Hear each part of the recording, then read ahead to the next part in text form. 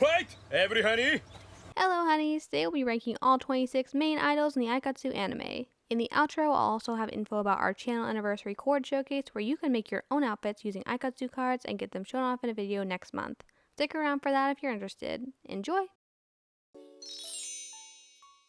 26. Nina. One of my main criteria for this list was character arcs. If an idol has a multi-episode arc in which they learn something, they can be in the ranking. One of my other criteria was my personal taste and how much I connect with each character. Unfortunately, that puts Nina at the bottom since she's a very late addition to the cast and I don't relate to her as much. I appreciate her unique worldview and unconventional approach to comedy, but she didn't have time to make a big impression on me. 25. Mikuru. Mikuru definitely did leave a big impression on me, so she's at the bottom for a different reason. I love Mikuru as a character. I think her bold personality is very admirable, and she provides a fresh perspective on idol work as a character that chooses to pursue a different passion. However, she is intended to serve as a foil to Ichigo and Miki, and ends up functioning as a buffer between them. Because I'm so invested in their storyline, I always struggle to empathize with Mikuru and see things from her perspective. I do really enjoy her relationship with Hinaki though. I would love to see more of her as a Vivid Kiss representative. 24. Hinaki.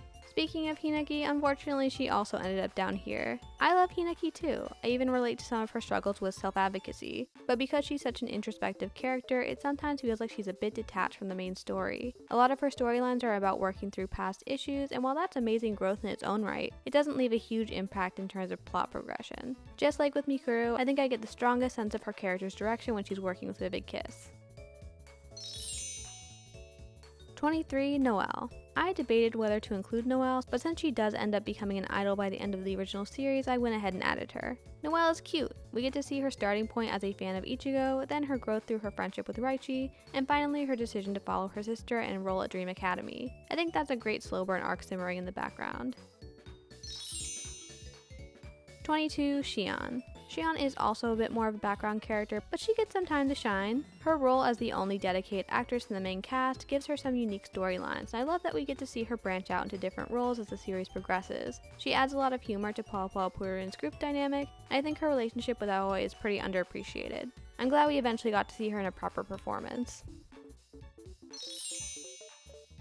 21. Miabi. I really enjoy Miabi's background as an idol who's more focused on traditional arts. She has a unique skill set and I'm glad they took the time to show that in her storylines. I didn't always like seeing her be pushed so far out of her comfort zone in her attempts to be cuter, but at least she becomes a lot more comfortable with it by her final appearance.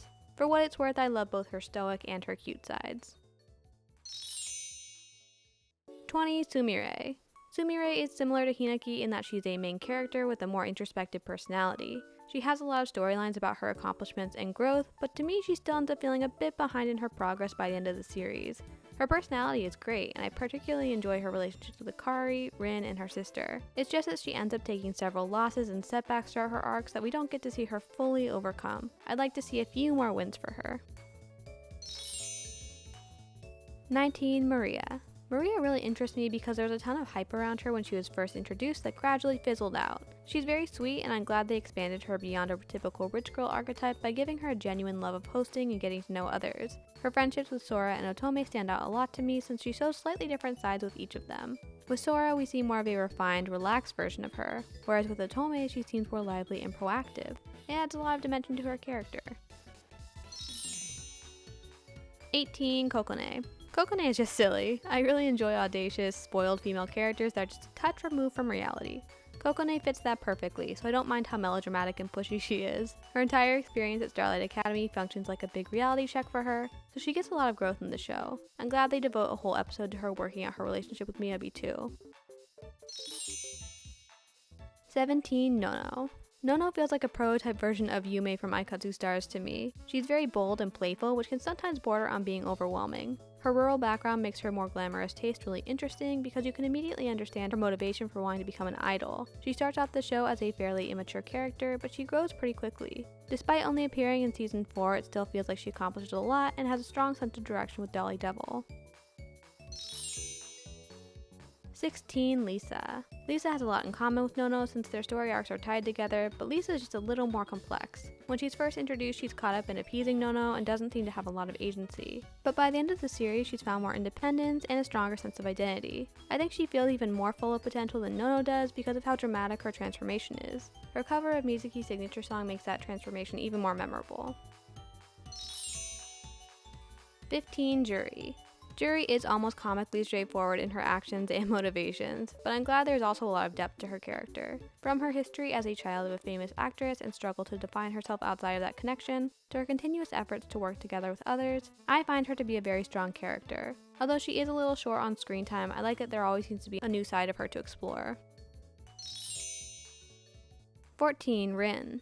Rin is another strong character to me. Not only is her backstory as a dancer pretty fleshed out, but she has several prominent relationships throughout the show where she's able to shine. Whether she's being a supportive partner, a fierce rival, or a diligent student, I like how adaptable she is. And can I just say how nice it is to finally get some Johnny fan representation? I like how it always feels like she's on her own track. 13. Sakura.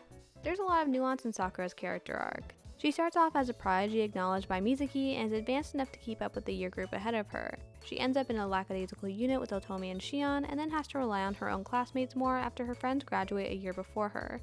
Then she gets back to her traditional roots when she meets Miabi and becomes Starlight Queen shortly after.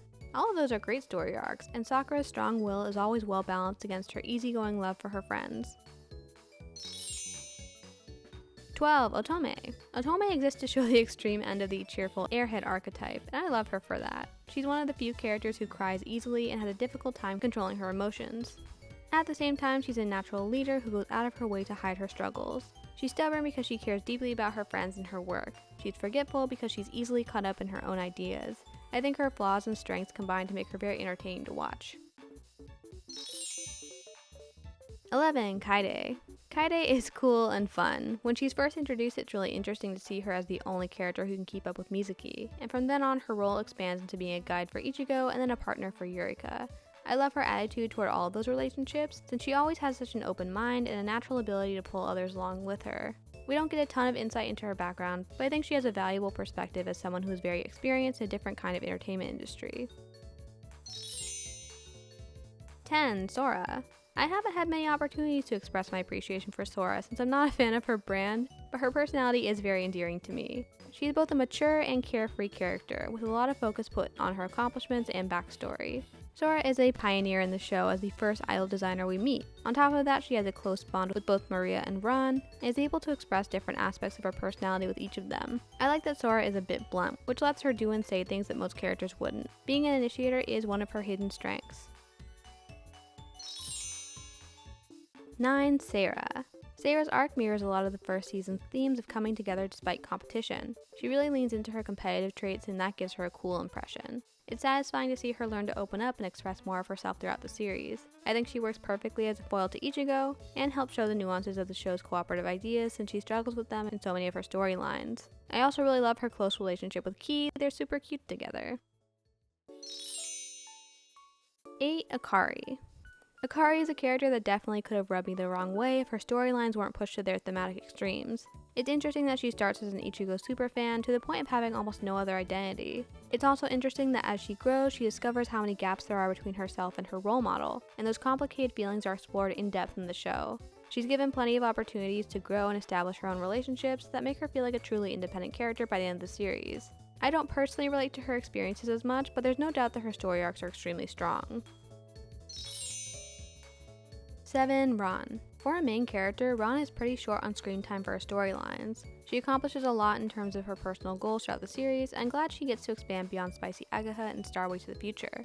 Her role in the first main trio is very important, since she is the heart of the hardworking, diligent themes that the show is based around. Ron is always there to make sure that other characters take accountability for their actions. I very much appreciate her grounded realism as a contrast to the more fantastical elements of the series.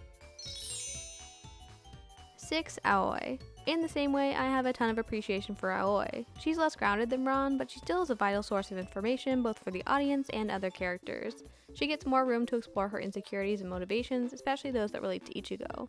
I think the show does a great job of letting her work through the conflicts that would come up for a best friend archetype. And with all of her success in acting and her future ambitions in Starway, she always feels like her own person. She has so many wins to celebrate. 5. Eureka. I call Eureka iconic a lot on my channel, and it's true. She's one of Aikatsu's most popular characters, and even the creators of Aikatsu were surprised that fans connect with her so much. I think she's hilarious and can totally empathize with her desire to fully embody the things she loves. She has some really complex relationships with Kaede, Ran, and even Mizuki. She uses her confident persona to boldly accept new opportunities, and I admire her strong sense of self. Whenever we get to see her softer side, it's always a reminder of how brave she is in constantly asserting her individuality. 4. Madoka. I don't know how popular Madoka is, but she's in tough competition for characters that I relate to personally. She's only in the last third of the series, but I absolutely love her straightforward personality. She has an adorable design too, and I always enjoy seeing her history with Angel Sugar and her grandmother. Her relationships with Rin and Akari are the most developed, but we don't get to see too much of her depth through them. Most of her appeal to me is in her small comedic moments that I find really endearing. She just gets me. 3. Ki. The other character I strongly relate to is Ki. Honestly, Ki is probably the closest match to my personality. When I caught myself translating the text on her research screens with the exact same expression as her, I realized that I had found my Aikatsu match. Besides her obsession with research, I also relate to her social struggles and find a lot of comfort in her storylines. I love her relationship with Sora and the different ways in which it's explored in the show. I also enjoy seeing her find a friend in Aoi. Ki always has a strong sense of purpose and takes pride in her work. I definitely relate to that too. 2. Mizuki. I don't want to say too much about Mizuki since I have a deep dive on her coming up, but she intrigues me the most out of the Aikatsu cast. I think I take on some of Ichigo's admiration and curiosity for her, because her motivations are truly difficult to figure out at times. She's one of the few characters whose point of view is intentionally obscured from the audience to add to her mysterious presence in the show. I've found that when you really think about everything that she's been through, there's a ton of nuance in her decision making. She's one of the few characters who seems truly burdened by circumstances beyond her control. 1. Ichigo. I don't think it's a surprise that Ichigo is my number one. I've mentioned it a few times here and there. I just adore her. When I first found Aikatsu in 2016, her optimism and strength carried me through some of the loneliest experiences in my life. There were times when the only reason I could make any kind of progress was because Ichigo convinced me that reaching out to others and having a positive attitude would work. And she was right. Being more like Ichigo changed my life. I'm not a pure beam of sunshine like she is, but her story is so powerful that my whole world feels happier when I'm watching the first 2 seasons of Aikatsu. She really is the sun. Hey, hold on. If you're watching this in March 2024, you can make your own Aikatsu Coord using Aikatsu cards and get them shown off in a special channel anniversary video next month. All you need to do is make a school dress and a premium wear dress and leave a comment with the card names by March 31st, 2024. The cards can be from any Aikatsu series, and you don't have to use school dress cards or premium cards if you don't want to. There's no limit on how many cords you can submit and no way to mess up. Just have fun. All of the card list links are in the description, and I have an example comment pinned below. Let me know your favorite characters in the comments below, and look out for my opening and ending ranking next week. Bye bye! See you.